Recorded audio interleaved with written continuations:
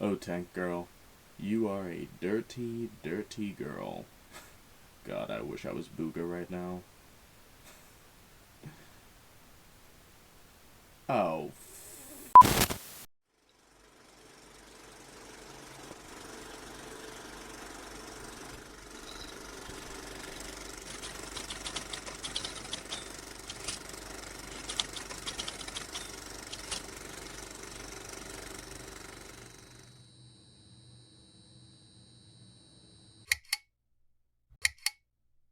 Hey everyone, I'm Ben, your underground conductor, and welcome to Underground Cinema. This will be my final video for Women's History Month. I hope all of you have appreciated it. So, for my last video, I figure, why not cover a film that was actually, directed by a woman? So, this week, we'll be covering the feminist cult classic from the mid-1990s, Tank Girl. Now, I've mentioned this before, but I'm a huge fan of the Mad Max franchise. It's probably my second favorite franchise right next to Star Wars. And as a result, over the last several years, I've made an effort looking for several different, wasteland, post-apocalyptic style films that are in a similar vein to that. That search is what initially led me to discover Tank Girl a few years ago, and boy did I not know what I was in for. Because while Tank Girl is a post-apocalyptic action film, it's also so much more than that. Now, an important thing to note up front is that Tank Girl is in fact a comic adaptation. It's based on a British comic strip written by Alan Martin and illustrated by Janie Hewlett. And while I have not personally read through the original comic run, I have actually been slowly working my way through this graphic novel, which I totally was not gooning to just now, swear to God, just to sort of reacquaint and reimmerse myself into this character and her story. And it's a lot. It's a lot. But the comic being a lot makes a lot of sense considering that the movie is also a lot.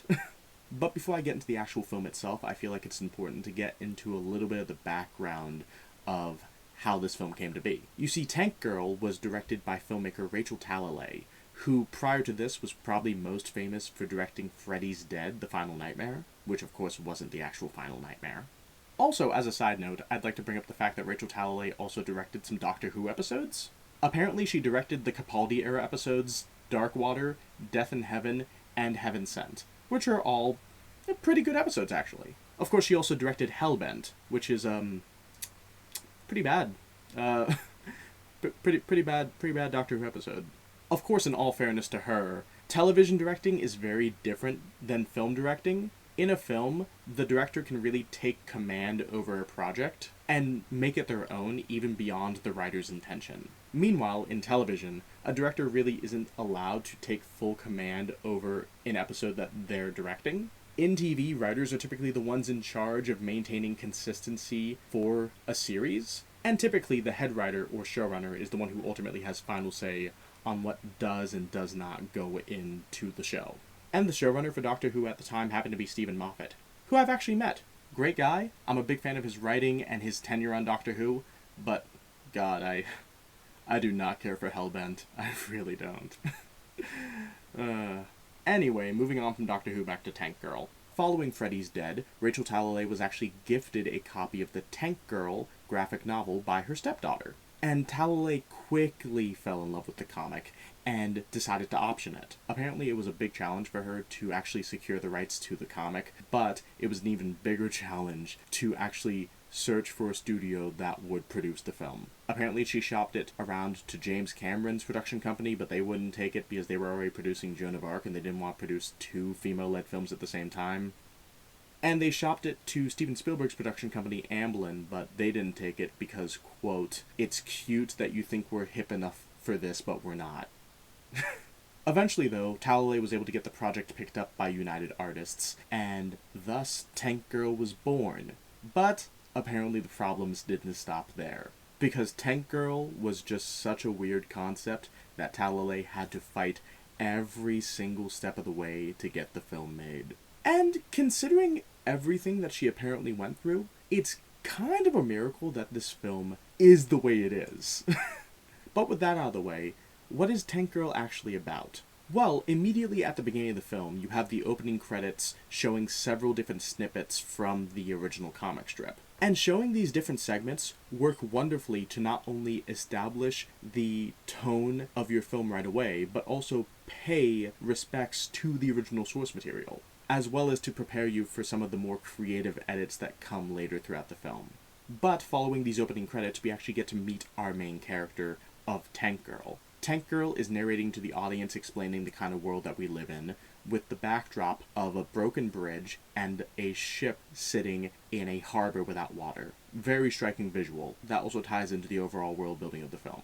Tank Girl then goes on to explain that the year is 2033, and that what apparently happened was that a comet hit the Earth 11 years earlier, in 2022, and completely wiped out civilization. And one of the consequences of that is that there is now no drinkable water in the world. Apparently it hasn't rained in 11 years, which is just crazy. Anyway, Tank Girl is out and about riding a water buffalo, and apparently what she's doing is that she's out looking for a gift for her boyfriend Richard because it's his birthday.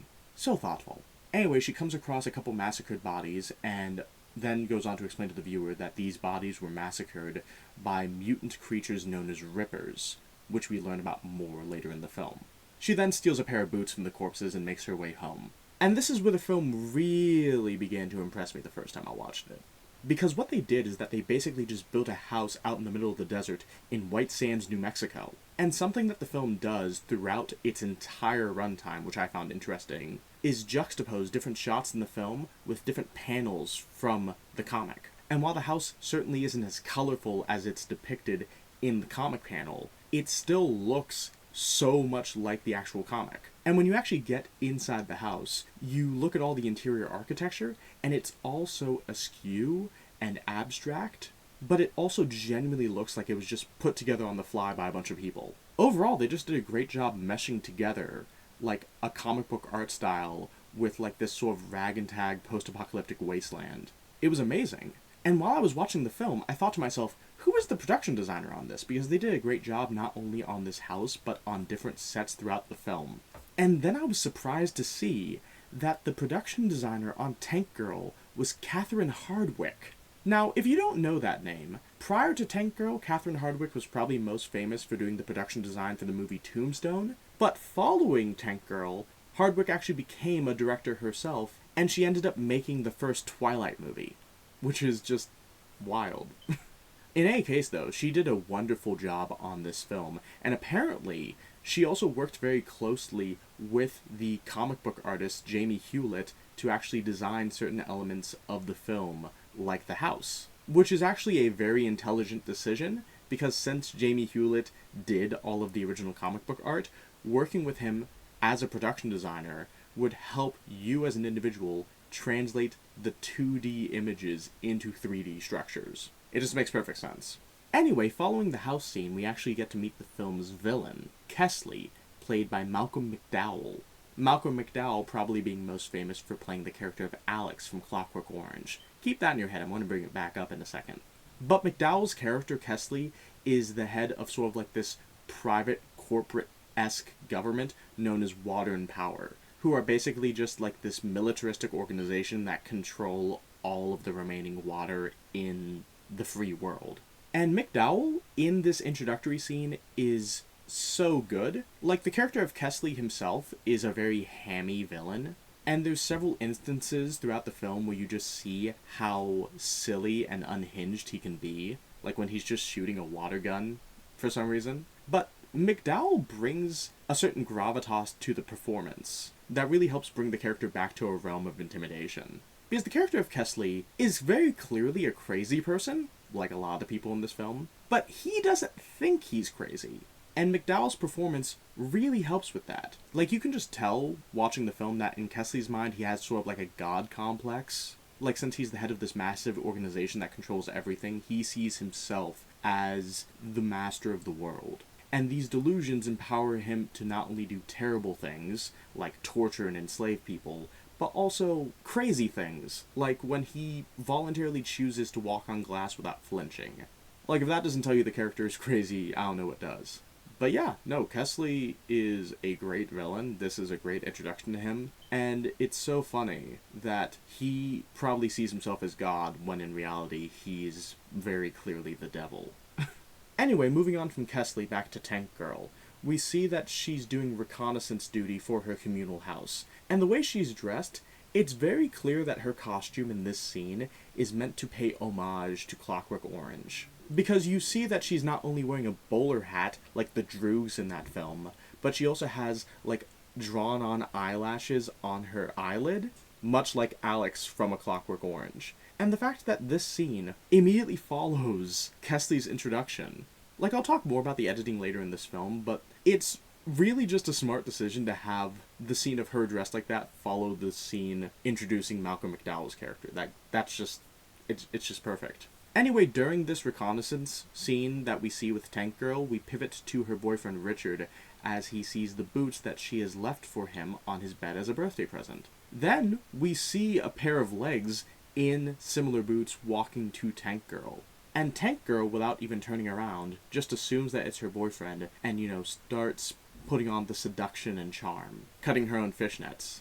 Of course, this obviously is not her boyfriend, it's a soldier who's wearing similar boots. And little moments like that throughout this film I really enjoy, because these moments not only are meant to fool the audience, but also the characters in the movie. And it was set up appropriately at the beginning of the film. Tank Girl is looking for a birthday present for her boyfriend. She finds a pair of boots off of a dead soldier. She gives them to her boyfriend. The boyfriend finds them, puts the boots on. Immediately following that, we get another scene of a man walking up behind her, and we can assume that that's probably her boyfriend, but it's not. She just assumed it was because she heard the stepping of the boots. Like, it's just really smart writing. But yeah, Tank Girl's communal house is being raided.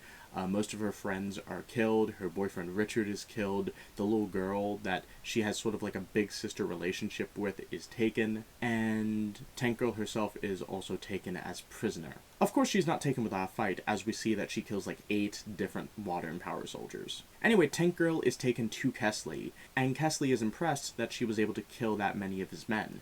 So, he offers her a job. She refuses, so he's like, okay, I'll break you.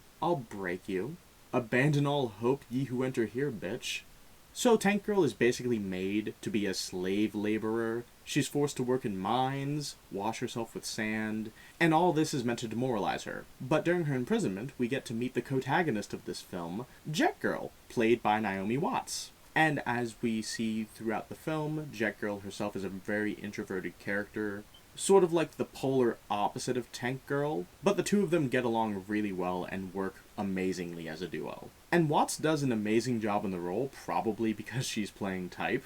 Apparently Watts was just so shy throughout the filming process for this movie, and in so many shots would just try to hide behind Tank Girl's actor Lori Petty.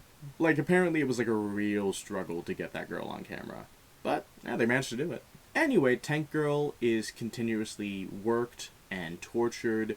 She's put in a freezer for an extended period of time, and then she's slid into a tube that she's supposed to be trapped in. And during this sequence, her character is just meant to psychologically confront all the tragedy that she's experienced recently. And the way Lori Petty acts in this scene, it just feels so authentic. And then I found out after the fact that it was authentic. Apparently, Lori Petty is actually claustrophobic, so during that scene, she was having a panic attack. So, alright. Anyway, following the torture, another one of Water and Power's stations get attacked by the Rippers, the mutants. And Kesslee is getting sick of this, so he's all like, I've been trying to break this girl for a while and it hasn't really been working. Why don't I just get her to lure out, the terrible mutants that have been causing me problems? So Kesslee takes Tank Girl out to the post, but then the post is actually attacked by Rippers. Tank Girl hides during the encounter, and when she comes out, she finds that everyone is dead. So she's sort of rejoicing her liberation, and then Jet Girl shows up. And Jet Girl's all like, okay, we need to escape. We need to, get far away. Meanwhile, Tank Girl is just obsessing over this tank that she now has access to, because everyone is dead. And she accidentally hits Jet Girl in the head with the tank's turret. Following Jet Girl getting hit in the head, we actually get this amazing animated sequence that's in the style of the comic book art, showing the two girls taking the tank and the jet off to a faraway place. Apparently that animated sequence was added to save on budget because they simply couldn't afford to shoot, like, all the action scenes that they wanted for this movie. But it works perfectly because in the context of the narrative, we understand that, oh, this character just got hit in the head, so she's sort of seeing a distorted reality for the time being. Anyway, at this point in the story, the plot sort of splits between A and B. In the A plot, we have Tank Girl and Jet Girl fixing up their vehicles and making them more to their liking, fitting their aesthetic. Meanwhile, in the B plot, we see the villain, Kesslee, as he is getting basically his body reconstructed by a foreign doctor. This foreign doctor being played by James Hong, who, I swear, has been in, like, everything. Every now and then I just watch an obscure movie from an obscure year, and I'm like, why does this 96-year-old Chinese guy keep showing up in everything? It's amazing. Like, I love James Hong. He's great. But anyway, during the A plot, Jet Girl and Tank Girl meet Sub Girl, the third girl in the Tank Girl trio. And Tank Girl discovers that Sub Girl is in possession of a couple wood carvings that were made by the little girl Sam, the one who was taken earlier. Tank Girl's all like, oh, where did you get these? And Sub Girl, after lying a few times, says, okay.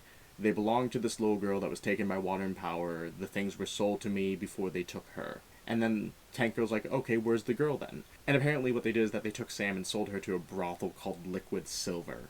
So Tank Girl and Jet Girl make their way over to Liquid Silver. The introduction to this brothel is amazing, as the aesthetic of it is completely different than the other aspects of the world that we've seen so far. Which makes sense. This is a brothel. It's meant to be glistening, almost like a fantasy. And the song choice for this introductory scene is also very fitting for the setting. The song playing during this scene being Army of Me by Bjork. Which, funny enough, was a song that was also played in Sucker Punch, a movie that I also reviewed earlier this month.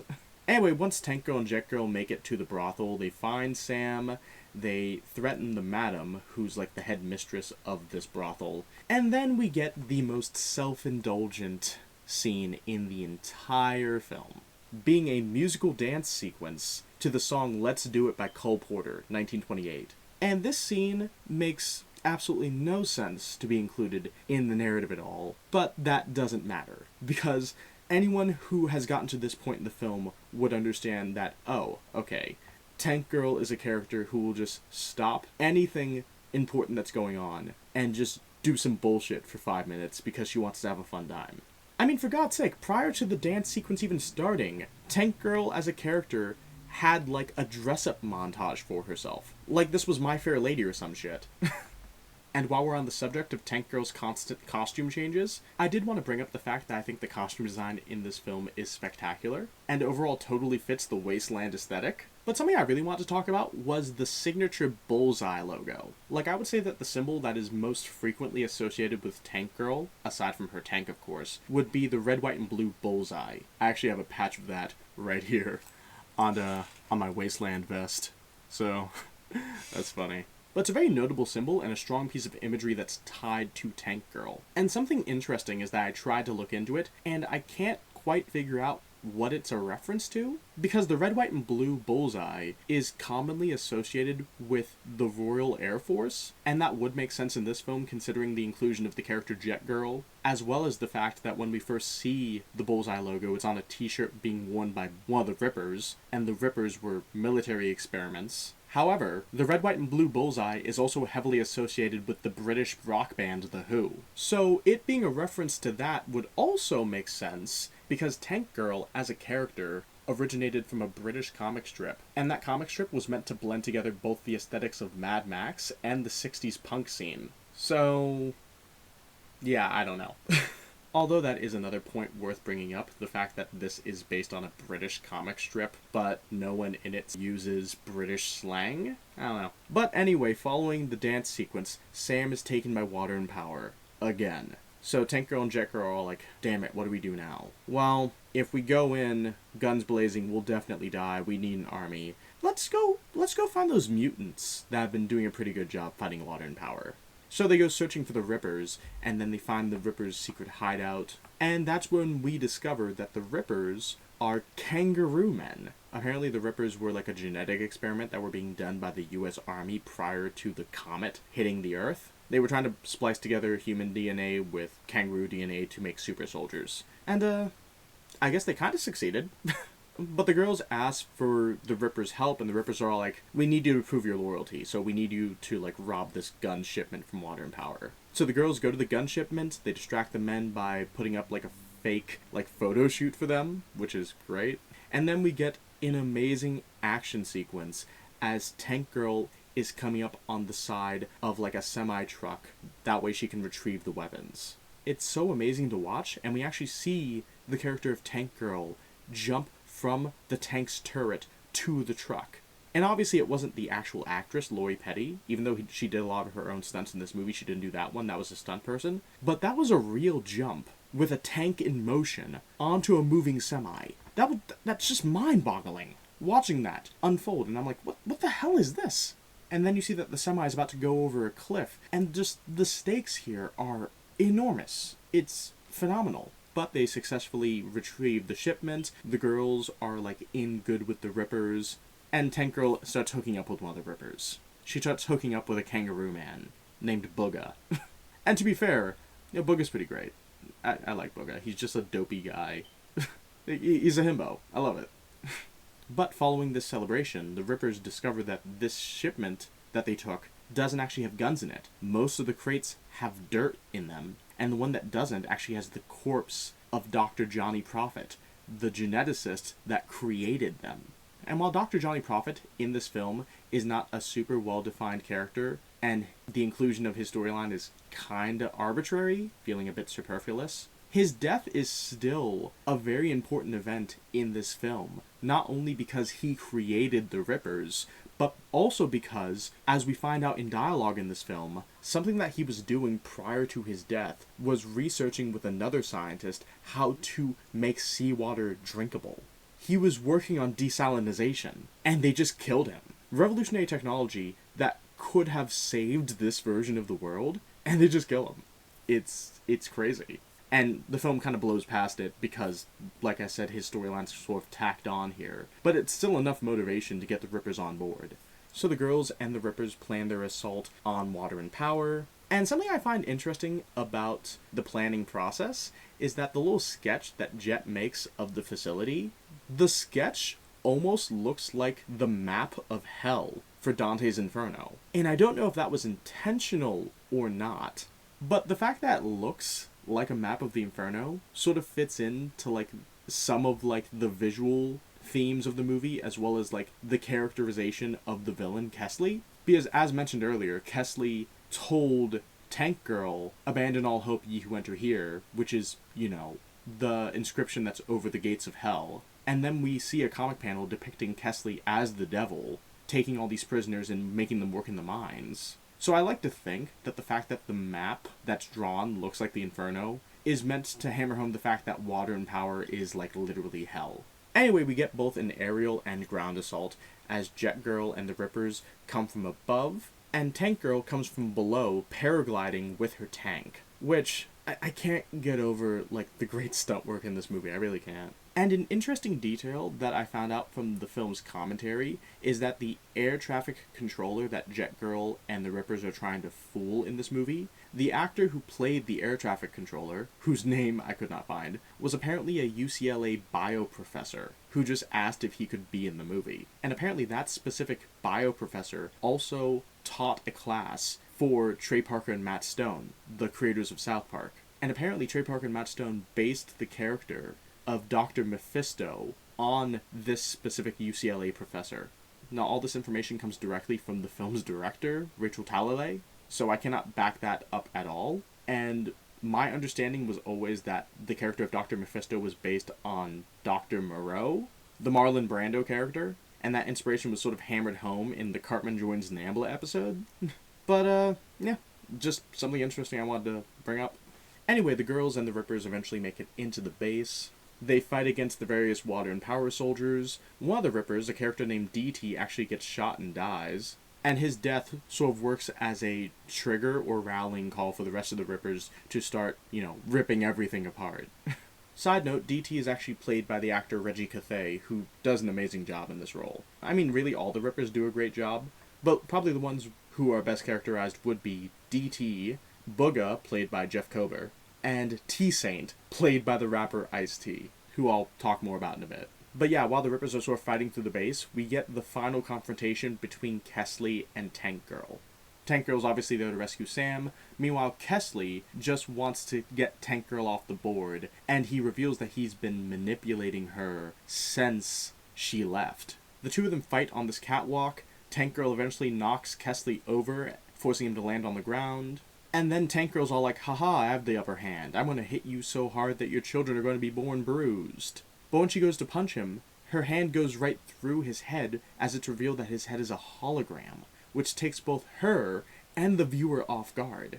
Because literally, less than a minute earlier, we see Malcolm McDowell holding his head like he's been disorientated by the fall. But lo behold, his head isn't even there anymore. And that little moment prior to Tank Girl's punch just shows that the character of Kesslee was doing his best to fool her into thinking that she could hurt him, that way he could buy time to get his arm free. Just a very intelligent villain. Of course, intelligence can only get you so far. The two of them keep fighting, and eventually he gets stuck to a metal frame. Then Tank Girl's tank comes in, and she's like, shoot him, shoot the bad guy. Turns out the tank's out of ammo. So she's like, she loads up the tank's turret with beer, and starts shooting Kesslee. He keeps knocking them out of the way, and then she's like, damn, what do I do? The turret raises slightly, and then shoots one last beer can at a bucket of water that was above Kesslee. This forces Kesslee to, short circuit.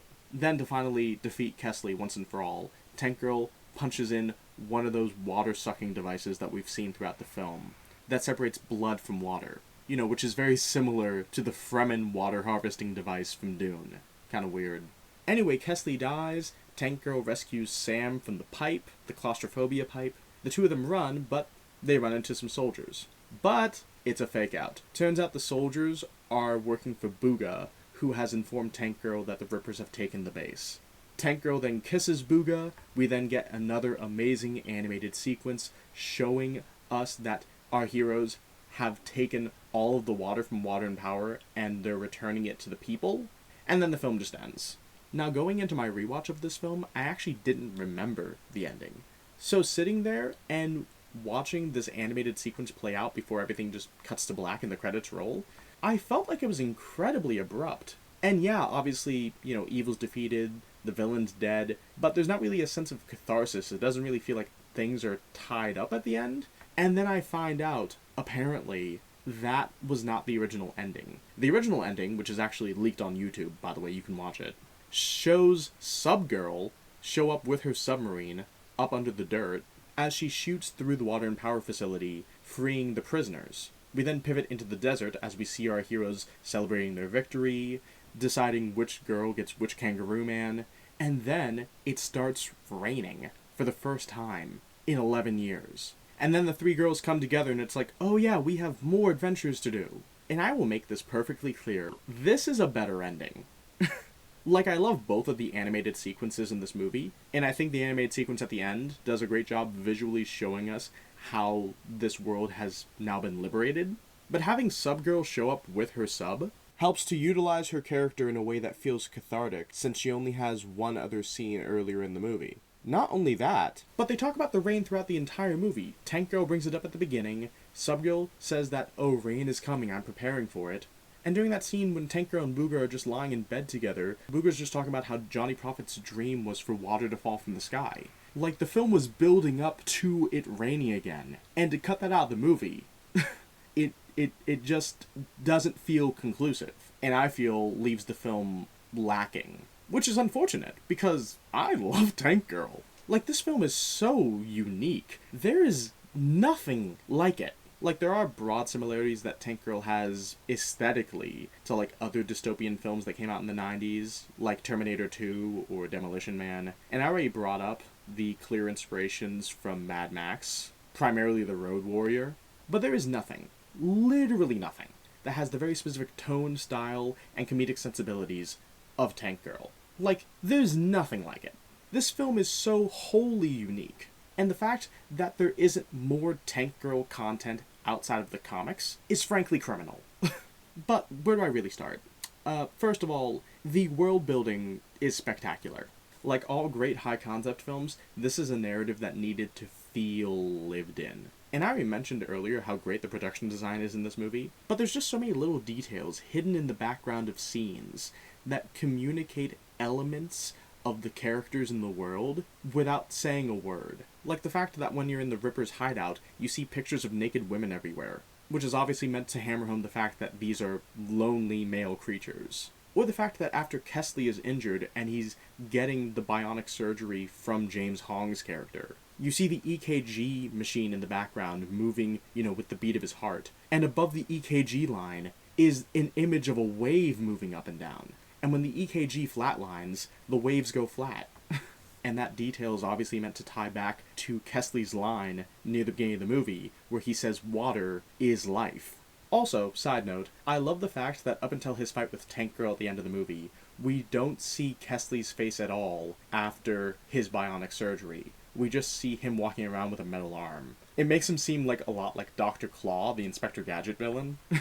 But moving on from the world building to the plot, something that really surprised me about this film is that despite the fact that it has so many moving parts, you can still keep track of the plot.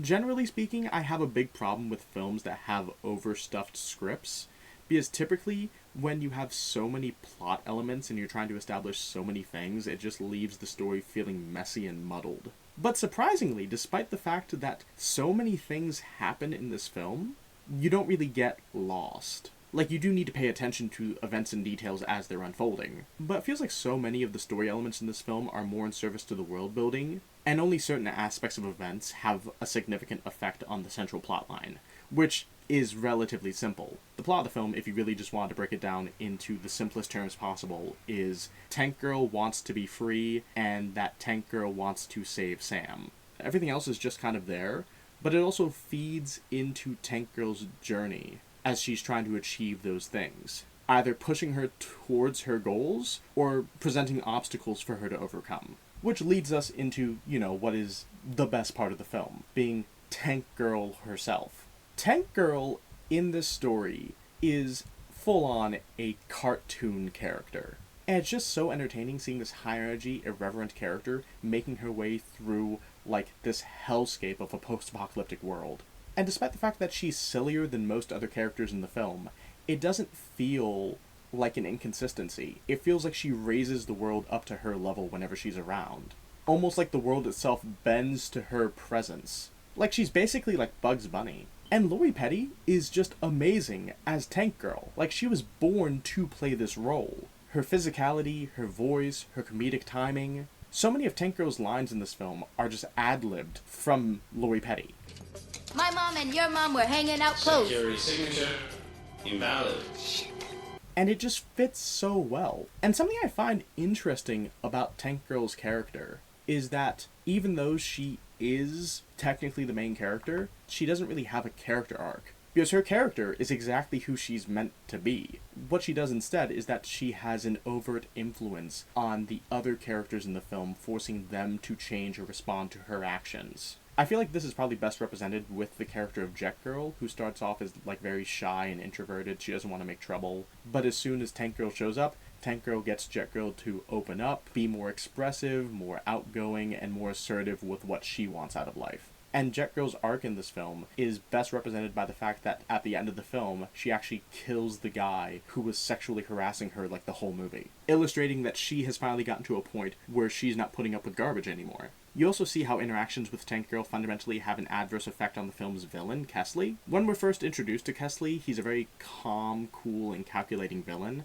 He is unhinged, we can tell that he's crazy, but he's a different brand of crazy to Tank Girl. He's more sadistic, he's also a very poetic character, and throughout the film, as he interacts more with Tank Girl, he becomes more and more unhinged. He even says it himself at the end of the film, he's lost his patience. He just can't tolerate her anymore. And then there's the Rippers, obviously. Tank Girl is the one who initially seeks them out. She's the one who says to Jet, hey, we have to find these things, they have an army, they can help us. And Tank Girl, with Jet Girl's help, eventually convinces the Rippers to help them on their crusade. And going back to the influence that Tank Girl had on Jet Girl, we see near the end of the movie, when Jet Girl is flying a bunch of the Rippers over, that one of the Rippers flying with her is T-Saint, Ice-T's character. And T-Saint, as a character, is a naysayer. The entire movie, he's been skeptical and unwilling to go along with plans that the girls come up with. He's just such a negative Nancy. And during the jet ride in the final mission, when he's telling Jet Girl, hey, you're going to get us all killed, Jet Girl's all like, dude, shut up, let me do my stuff. All you've done is complain the entire time.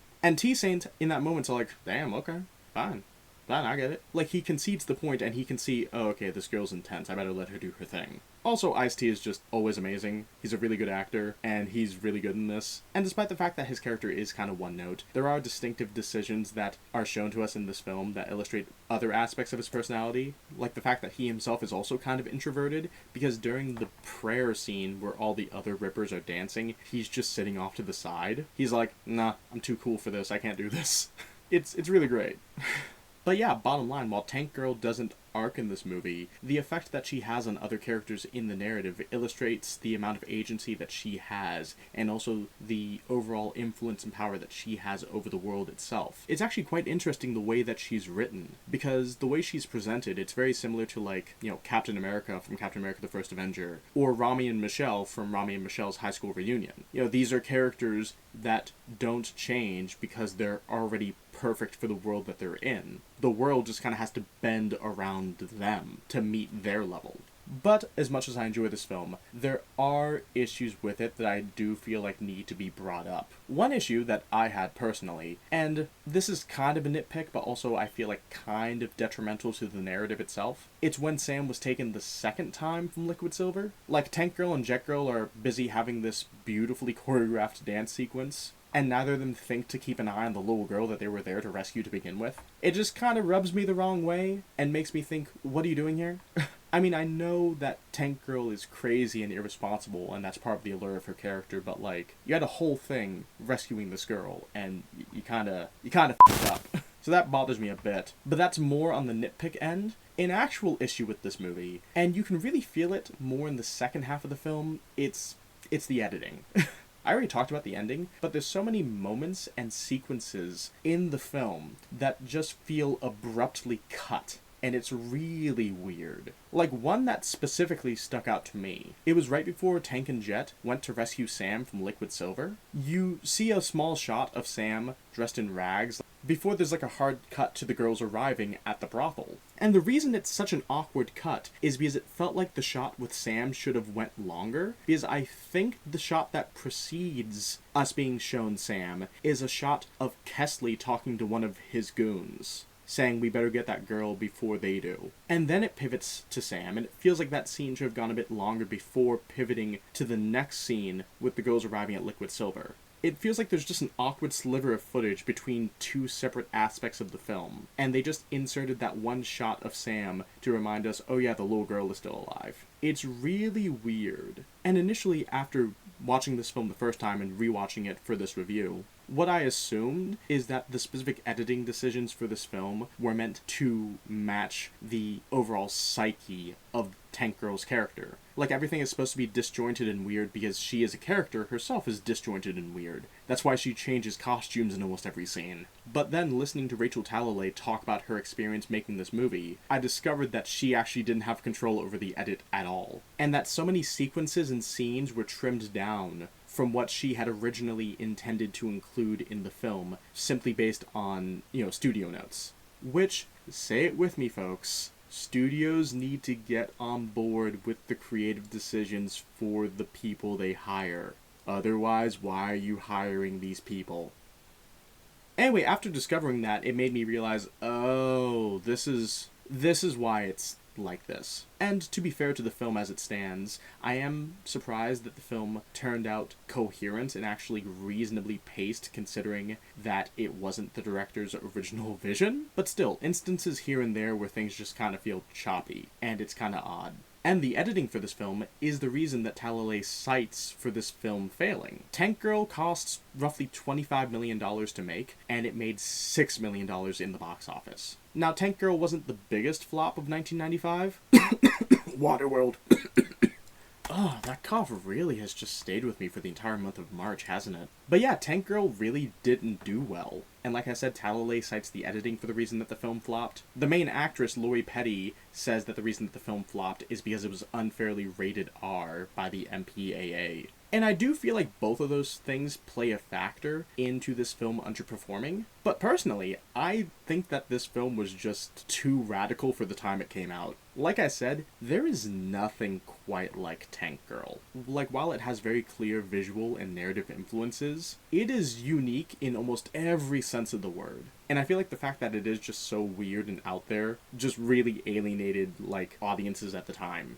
But it being weird and out there is also the reason why I like the movie so much. And going back a bit to the budget, something that really impressed me with this film is just the scope of everything. Like, everything in this film just feels big and epic and grandiose. The stunts, the action sequences, the sets, and so much of the film is practical. Like, the jets that they had flying around in the film were just miniatures. They were miniature models. The tank that they used for Tank Girl was a real tank, and I'm also pretty sure that there are several uses of matte paintings in this film which just add to the scope. And like I mentioned earlier, the animated sequences in this film, as well as a lot of the cutting to different comic book panels, were done to save on the budget because they couldn't afford to show certain things. But regardless of that, so many other elements of the film just feel so grandiose. And it was all done for $25 million. To put that into perspective, the movie Tommy Boy, which actually came out the same day as Tank Girl, March 31st, 1995, cost $20 million. And the movie Seven, directed by David Fincher, that film also came out in 1995, and it cost $34 million. Now, I love Seven and I love Tommy Boy, but neither of those films have the same scope of Tank Girl. And the fact that the film does so much with so little deserves praise within itself, frankly. And the fact that the film had so many talented people involved in its production makes it even more impressive that it was shot for so cheap. Like, I already talked about all the great actors in this movie, Lori Petty, Ice-T, Naomi Watts, and I already talked about Catherine Hardwicke and her amazing job on the production design, and the writer, Tedi Serafian, did an amazing job compressing so much source material into a coherent narrative that you could follow. For those of you who don't know, Tedi Serafian also co-wrote Terminator 3: Rise of the Machines, which, while not as good as the first two, is still, in my opinion, a criminally underrated film. And while we're on the subject of Terminator, the special effects artist for Terminator 2, Stan Winston, designed the kangaroo ripper suits for Tank Girl. He made those. Apparently he wasn't even paid properly for it. He just did it because he wanted to.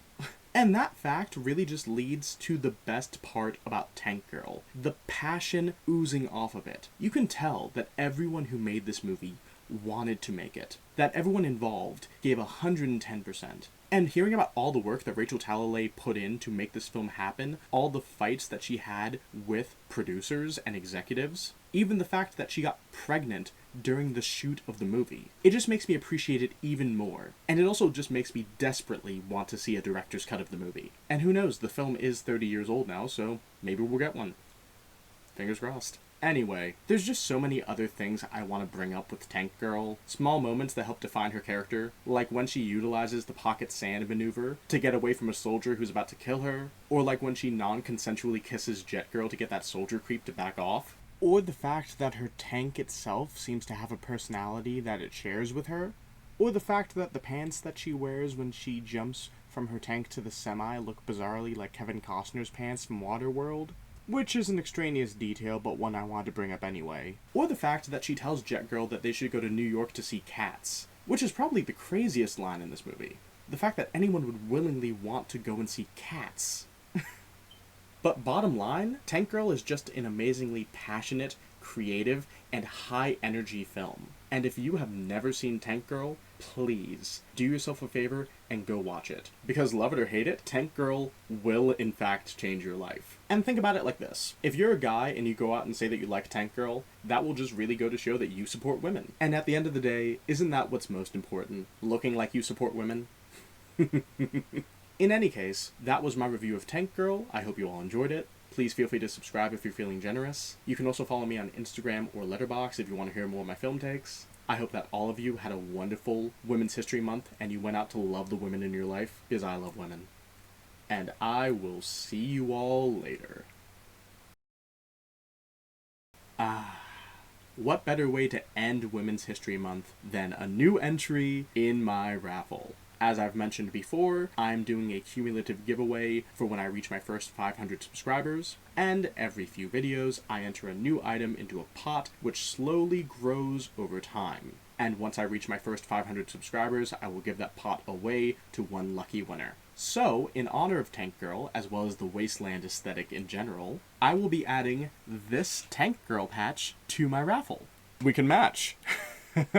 So, if you would like this patch, as well as the other items that I've accumulated in the pot so far, all you have to do is subscribe and comment under this video to be entered. I will randomly select a winner when I reach my first 500 subscribers. So, good luck to everyone.